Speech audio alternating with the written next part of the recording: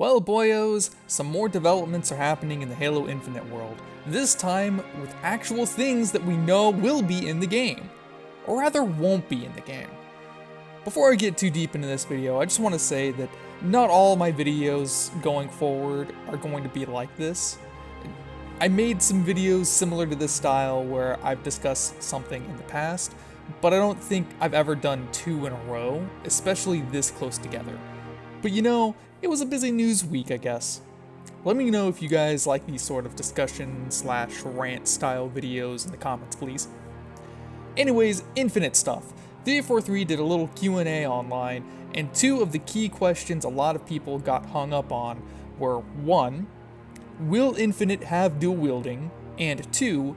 Will Infinite have playable elites? TLDR, the answer is no.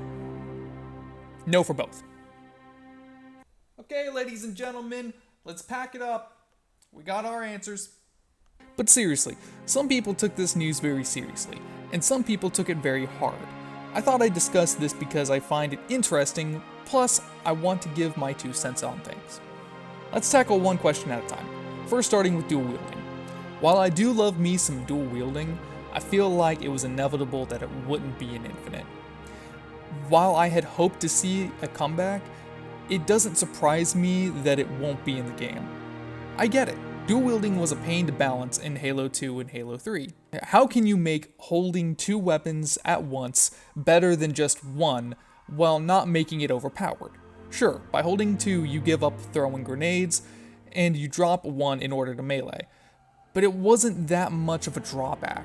Some gun combinations were very powerful too, such as the Magnum plasma pistol combo in Halo 2. Basically the noob combo with less steps. Halo 3 made it so that while dual wielding, the weapons did less damage per weapon. Either way, it was tough to balance dual wielding in the game, and I bet implementing such a feature comes with its own sorts of kinks to work out. While I do love dual wielding, and I wouldn't pass up a chance to do it in-game, I just get why it's not coming to Infinite. We didn't see it after Halo 3, and that was 13 going on 14 years ago. At first, there were excuses as to why later games didn't have the feature, such as ODSTs obviously weren't Spartans, but also were supposed to be more tactical and accurate, therefore wouldn't dual wield. But now they're like, nah, we just don't want to do it. I guess the guns really did get heavier in the future. But for dual wielding to be a feature in Infinite was more of a wishlist item for me anyways. Like, I would have liked to see it, but I'm not going to boycott the game just because it doesn't have it. I do think that dual wielding's cool, and Halo did it better than most games because you could easily mix and match weapons. SMG and Mauler, plasma pistol and Magnum, plasma rifle and Spiker, you name it, you can have it your way, and this ain't Burger King either. But I think the reason people are so hung up on dual wielding, and maybe why I like it so much as well, is nostalgia. There was an era where first-person shooters had dual wielding, and not just a few, like a lot of FPSs had dual wielding.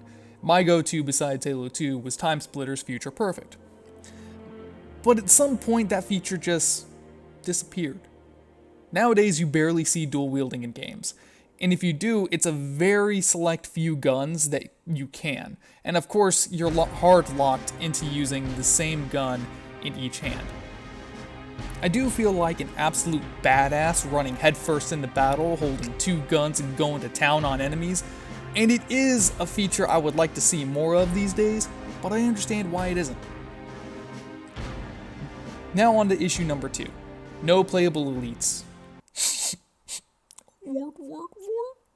While this is another feature that would be nice to have, I also understand why not.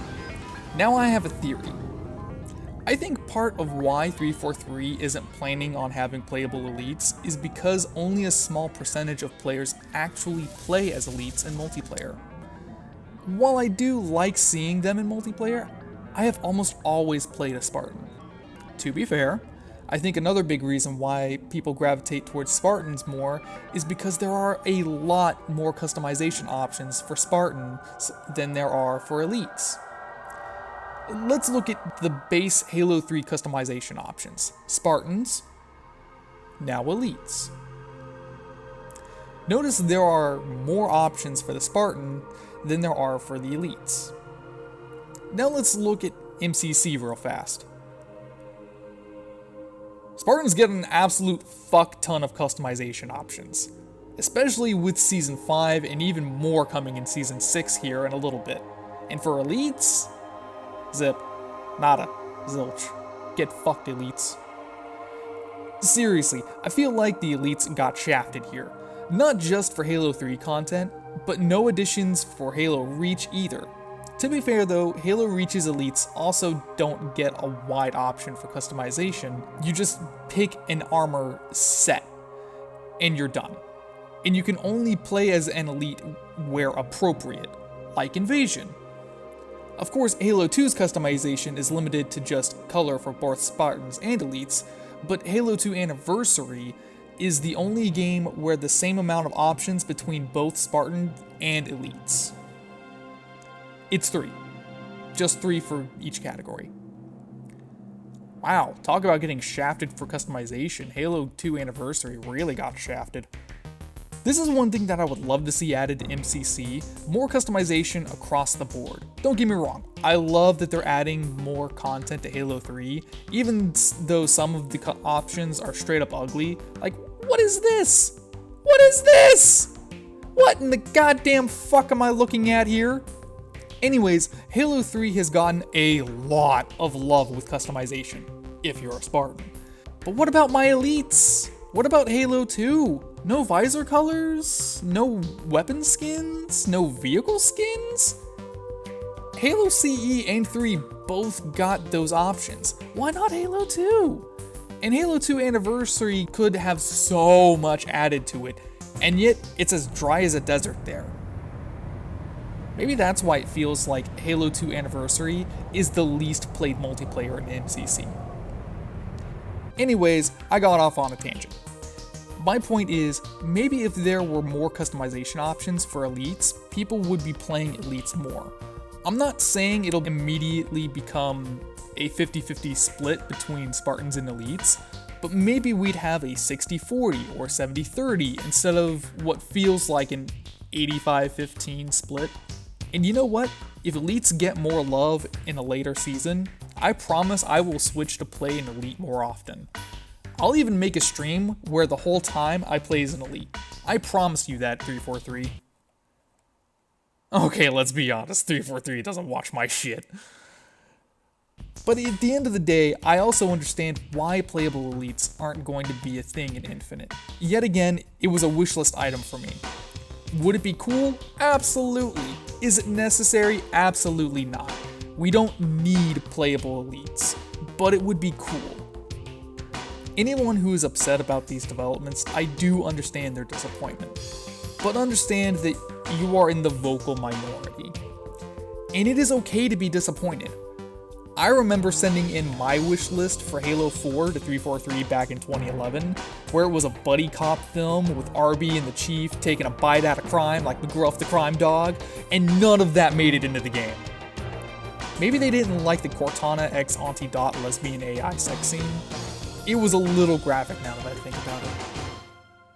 He started this whole conversation with a very divisive tweet, stating that Halo Infinite would be one of the greatest failures in gaming history if it doesn't launch with a Battle Royale mode.